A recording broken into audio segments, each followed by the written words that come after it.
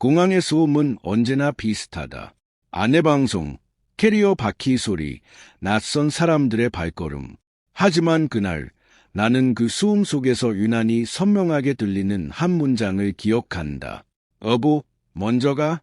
아내의 목소리였다. 웃고 있었다. 평소와 다르지 않은 아주 자연스러운 미소였다. 우리는 결혼 10년 차였다. 함께 떠나기로 한 여행이었다. 같은 항공권, 같은 좌석번호, 같은 시간. 나는 그렇게 알고 있었다. 탑승구 앞에서 그녀는 갑자기 걸음을 멈췄다. 손에 쥔 휴대폰을 내려다보더니 짧게 웃었다. 그리고 나를 바라보며 말했다. 먼저가 있어. 나는 다음 비행기로 갈게. 이유를 물었다. 그녀는 대답 대신 시계를 확인했다. 나는 더 묻지 않았다. 그게 우리 부부의 방식이었다. 서로의 사정을 캐묻지 않는 것 신뢰라고 믿었다. 비행기가 이륙하고 창밖으로 구름이 흘러갈 때 나는 그녀가 챙겨준 여행 가방을 열었다. 옷가지 사이에 낯선 서류 봉투가 있었다. 봉투 안에는 항공권이 한 장 더 들어 있었다. 내 이름이 아니었다. 날짜도 달랐다. 오늘이 아니라 사흘 전이었다. 그리고 그 항공권의 목적지는 우리가 함께 가기로 한 곳이 아니었다. 나는 손에 쥔 종이를 오래도록 바라보았다. 비행기 엔진 소리만이 귓가에 울렸다. 아내는 지금 어디로 향하고 있는 걸까? 그리고 나에게는 단 한 번도 그 사실을 말하지 않았을까? 착륙 안내 방송이 흘러나올 때까지 나는 그 질문에 대한 답을 찾지 못했다. 비행기가 착륙했을 때 나는 아직도 그 서류 봉투를 손에서 놓지 못하고 있었다. 승객들이 하나둘 자리에서 일어나 짐을 챙기는 동안에도 나는 움직이지 않았다. 창밖으로 낯선 공항의 헐주로가 보였다. 우리가 함께 가기로 했던 도시였다. 하지만 지금 이 순간 나는 혼자였다. 휴대폰을 꺼내 아내에게 메시지를 보냈다. 잘 도착했어. 넌 언제 출발해? 답장은 오지 않았다. 평소라면 몇 분 안에 답이 왔을 텐데 화면은 조용했다. 나는 결혼 10년 동안 아내를 의심해 본 적이 없었다. 그녀는 성실했고 다정했고 무엇보다 거짓말을 하지 않는 사람이었다. 적어도 나는 그렇게 믿고 살아왔다. 회사에서 늦게 퇴근하는 날에도 주말에 갑자기 약속이 생기는 날에도 나는 한 번도 이유를 캐묻지 않았다. 그것이 서로를 존중하는 방식이라 생각했다. 호텔에 도착해 짐을 풀면서 나는 다시 그 항공권을 꺼내 보았다. 이름은 낯설었다. 김도연.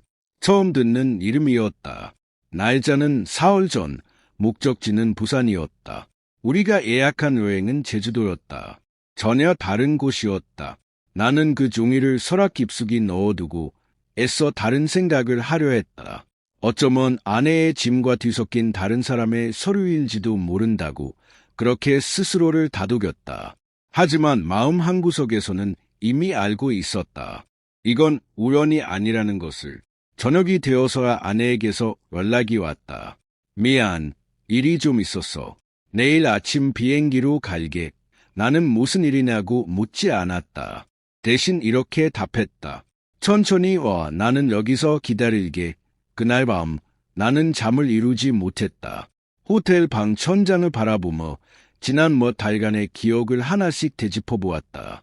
아내가 갑자기 늦어진 날들, 회식이라며 자정 가까이 들어온 날들, 휴대폰을 손에서 놓지 않던 순간들, 그때는 대수롭지 않게 넘겼던 일들이 지금은 다르게 보이기 시작했다. 나는 조용한 사람이다. 화를 내는 대신 관찰하고 소리치는 대신 기다리는 사람이다.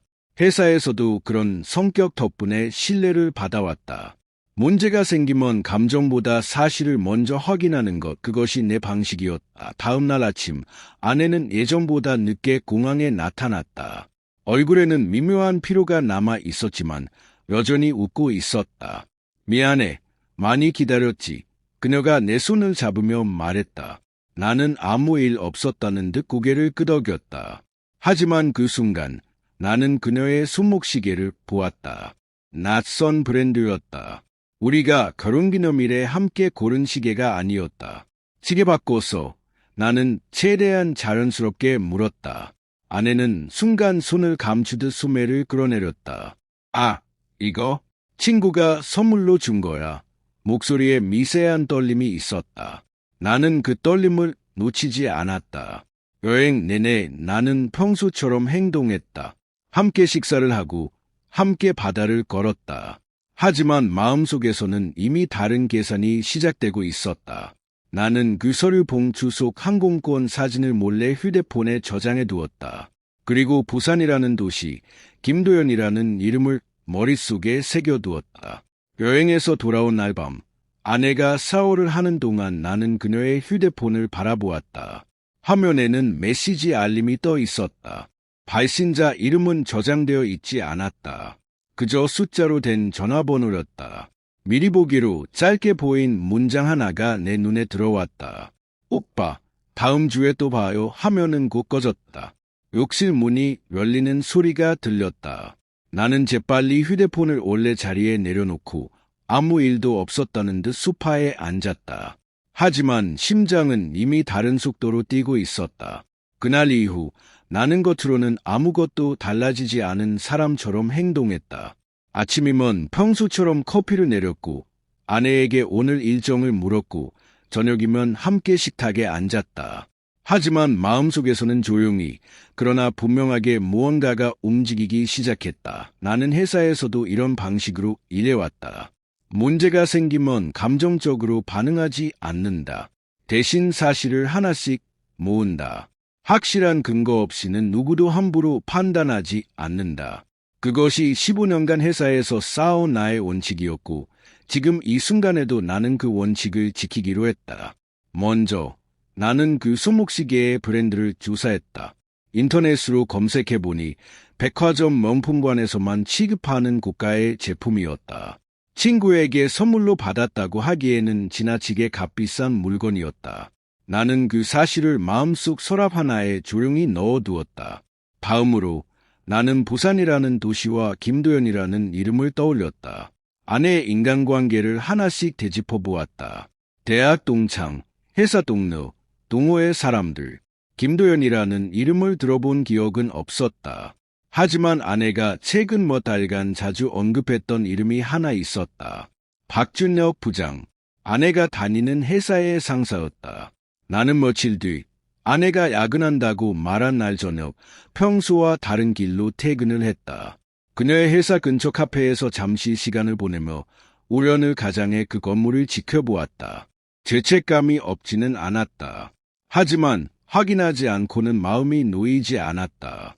저녁 8시가 넘었을 무렵 회사 건물에서 아내가 나오는 것이 보였다. 혼자가 아니었다. 정장을 입은 중년 남성과 함께였다. 두 사람은 웃으며 대화를 나누고 있었다. 거리를 두고 걷는 모습이었지만 그 분위기는 단순한 직장 동료 사이라고 보기에는 어딘가 자연스러웠다. 두 사람은 근처 주차장으로 향했다. 남성이 자신의 차 문을 열어주었고 아내는 자연스럽게 조수석에 올라탔다. 나는 그 차량의 번호판을 조용히 사진으로 남겼다. 집으로 돌아온 아내는 여느 때처럼 피곤한 얼굴로 오늘 야근이 늦게 끝났어 라고 말했다. 나는 고개를 끄덕이며 고생했어 라고 답했다. 목소리는 평소와 다르지 않았다. 하지만 마음속에서는 이미 확신이 조금씩 쌓여가고 있었다. 그 주 주말 나는 오랜 친구인 홍신수 출신 지인에게 연락을 했다. 그는 지금은 작은 법률 사무소에서 조사 업무를 돕고 있는 사람이었다. 나는 그에게 차량 번호판 사진과 몇 가지 정황을 전달했다. 확실한 걸 알기 전까지는 아무것도 결론짓고 싶지 않아. 나는 그렇게 말했다. 그는 고개를 끄덕이며 조용히 조사를 시작하겠다고 답했다. 일주일 후 그에게서 연락이 왔다. 그 차량의 소유주는 박준혁이었다. 아내 회사의 영업부장이자 최근 임원 승진 후보로 거론되는 인물이었다. 그리고 더 놀라운 사실이 하나 있었다. 그가 최근 부산지사와의 계약건으로 자주 출장을 다녔다는 것이었다. 아내가 참여했던 프로젝트와 정확히 겹치는 시기였다. 나는 그 순간 부산이라는 지명과 김도연이라는 이름이 단순한 우연이 아닐 수도 있다는 생각이 들었다. 어쩌면 김도연은 그 프로젝트와 관련된 또 다른 인물일지도 몰랐다. 그날 밤 아내가 잠든 사이 나는 조용히 서재로 들어갔다. 책상 서랍 안에는 아내가 평소 잘 열지 않는 낡은 노트북이 있었다. 회사 업무용이라며 잘 사용하지 않는다고 했던 물건이었다. 나는 오랫동안 그 노트북을 바라보았다. 화면을 열어야 할지 말아야 할지 망설였다. 그때 노트북 옆에 놓인 작은 다이어리가 눈에 들어왔다. 표지를 넘기자 첫 장에 낯익은 필체로 이렇게 적혀 있었다. 그 사람과의 일, 절대 들키면 안 된다. 나는 그 문장을 몇 번이고 다시 읽었다. 손끝이 차가워지는 것을 느꼈다. 다이어리를 넘기는 손이 떨렸지만 멈출 수 없었다. 다음 장에는 날짜와 함께 짧은 메모들이 적혀 있었다. 대부분은 업무 일정처럼 보였지만 그 사이사이에 낯선 문장들이 섞여 있었다. 부장님이 또 부산 얘기를 꺼냈다. 이번엔 정말 위험할지도. 승진 얘기가 나왔다. 그가 힘써주겠다고 했다. 대신 그 뒤 문장은 볼펜으로 지워져 있었다. 몇 번이고 덧칠한 흔적이 남아 있었다. 나는 다이어리를 조명 아래 비춰가며 지워진 글씨를 읽으려 애썼다. 흐릿하게 보이는 몇 글자만이 눈에 들어왔다. 계약서의 서명, 계약서, 승진, 부산, 그리고 박준혁이라는 이름. 조각들이 하나씩 맞춰지는 듯했지만 아직 완전한 그림은 보이지 않았다. 나는 다이어리를 원래 자리에 조심스럽게 되돌려 놓았다. 아내가 눈치채지 않도록 모든 것을 처음 그대로 정리했다. 그리고 서재를 나서기 전 낡은 노트북을 다시 한번 바라보았다. 그 안에 무엇이 있을지 궁금했지만 오늘은 거기까지였다. 성급하게 움직이다 모든 것을 그르치고 싶지 않았다. 다음 날 나는 회사에 반차를 내고 아내의 회사 근처로 향했다. 흥신소 지인에게 부탁해 박준혁이라는 인물에 대해 더 깊이 조사해달라고 요청했다. 그의 대답은 며칠 뒤 돌아왔다. 박준혁은 최근 부산지사와의 대형 계약건을 담당하고 있었고 그 계약에는 석연치 않은 부분이 있다고 했다. 계약 금액이 실제 시장가보다 지나치게 높게 책정되어 있었고 그 승인 서류에 아내의 서명이 포함되어 있었다. 나는 순간 숨이 멎는 듯했다. 아내는 회계 업무를 담당하고 있었다. 만약 이 계약서에 문제가 있다면 그녀는 단순한 불륜의 상대를 넘어 회사의 부정한 거래에 연루되어 있을 수도 있었다. 그날 저녁 나는 평소와 다름없이 아내와 저녁을 먹었다. 그녀는 회사에서 있었던 사소한 이야기를 웃으며 들려주었다. 나는 고개를 끄덕이며 듣고 있었지만 머릿속으로는 계속 그 계약서와 다이어리 속 문장들을 떠올리고 있었다. 식사가 끝나갈 무렵 아내의 휴대폰이 울렸다. 그녀는 화면을 확인하더니 순간 표정이 굳었다. 그리고 조용히 자리에서 일어나 베란다로 나갔다. 문을 닫았지만 유리창 너머로 그녀의 목소리가 희미하게 들려왔다. 지금은 안 돼요. 남편이 집에 있어요. 나는 그 자리에 앉아 그녀의 뒷모습을 바라보았다. 손에 쥔 젓가락이 무겁게 느껴졌다. 통화는 오래 이어지지 않았다. 아내는 다시 표정을 가다듬고 거실로 돌아왔다. 회사 일이야. 급한 연락이 와서 그녀가 말했다. 나는 그저 고개를 끄덕였다. 그래, 힘들겠다. 목소리는 흔들리지 않았다. 하지만 그 순간 나는 결심했다. 더 이상 기다리기만 해서는 안 된다는 것을.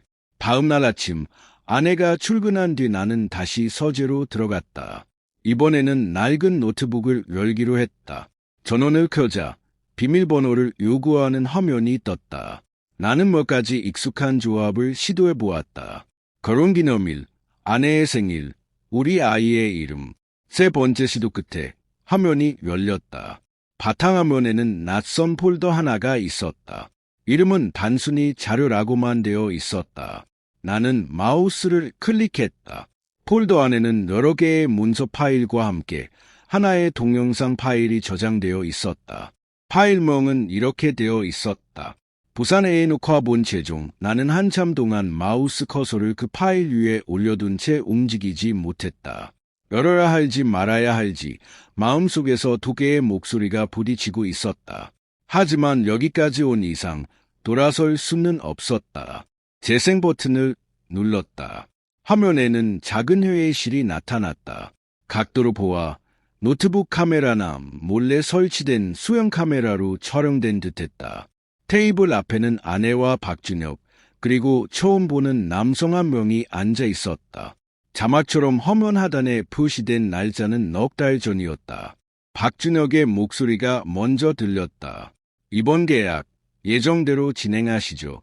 김 이사님 쪽에서도 이미 승인했습니다. 처음 보는 남성이 대답했다. 단가가 너무 높은 거 아닙니까? 이대로면 감사 때 문제될 수 있는데요. 박준혁이 웃으며 말했다. 그 부분은 회계팀에서 알아서 정리해 줄 겁니다. 그렇죠? 카메라가 살짝 흔들리며 아내의 얼굴이 비쳤다. 그녀는 잠시 침묵하다가 낮은 목소리로 대답했다. 네, 서류는 문제없이 처리하겠습니다. 나는 그 장면에서 영상을 멈췄다. 심장이 무겁게 가라앉는 기분이었다. 아내의 표정은 편안해 보이지 않았다. 오히려 무언가에 짓눌린 듯한 불안한 얼굴이었다. 그것이 위로가 되지는 않았다. 하지만 적어도 그녀가 스스로 원해서 시작한 일은 아닌지도 모른다는 생각이 스쳤다. 나는 영상을 다시 재생했다. 회의가 끝난 뒤 박준혁이 남성을 먼저 내려내고 아내와 단둘이 남는 장면이 이어졌다. 그가 아내에게 다가와 말했다. 이번 인사의 마무리야. 다음 인사에서 가장 승부는 확실할 겁니다. 대신 김도연 씨 문자로는 확실히 처리해 주셔야 해요. 김도연. 그 이름이 다시 등장했다. 나는 문서 폴더를 여러 다른 파일들을 확인했다. 그중 하나는 인사 파일이었다. 김도연은 부산지사의 내부 회계 담당자로 이번 계약의 부정을 회사 감사팀에 보고하려 했던 인물이었다. 그리고 그의 항공권, 그것이 애 아내의 짐 속에 있었는지 이제야 조금씩 이해가 되기 시작했다. 또 다른 문서를 열자 이메일 캡처 화면이 나타났다. 발신자는 아내였고 수신자는 김도연이었다. 내용은 짧았다. 이번 일 조용히 넘어가 주시면 감사하겠습니다. 대신 준비한 건 확인해 보셨으면 합니다. 첨부된 파일명은 합의금 내역.xlsx였다. 나는 그 순간 이 사건이 단순한 불륜이 아니라는 것을 완전히 깨달았다. 아내는 회사의 부정한 계약을 은폐하는 데 관여하고 있었고 그 대가로 승진을 약속받았으며 이를 알게 된 내부 고발자에게 입막음을 시도하고 있었다.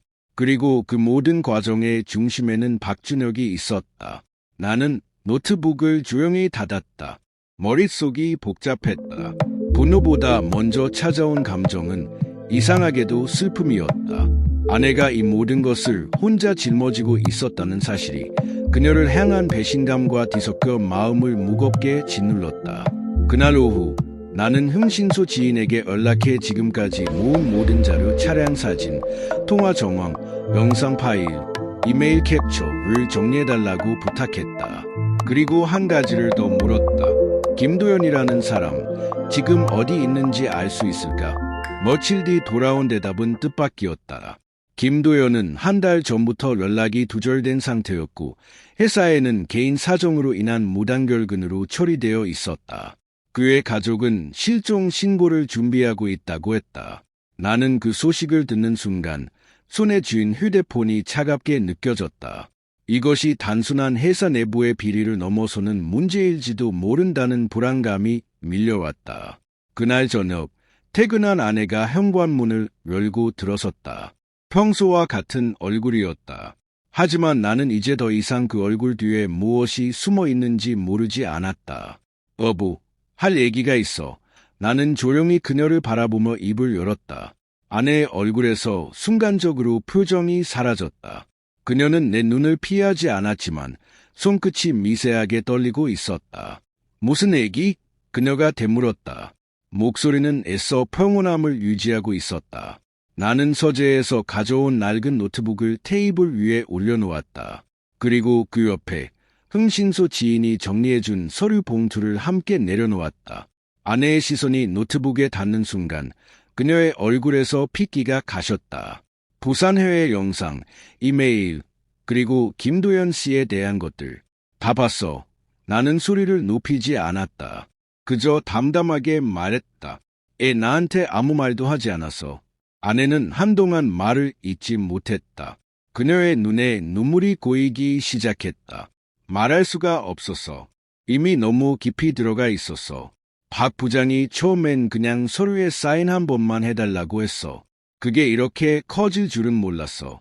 그녀는 떨리는 목소리로 모든 것을 털어놓기 시작했다. 처음에는 단순한 부탁이었다고 했다.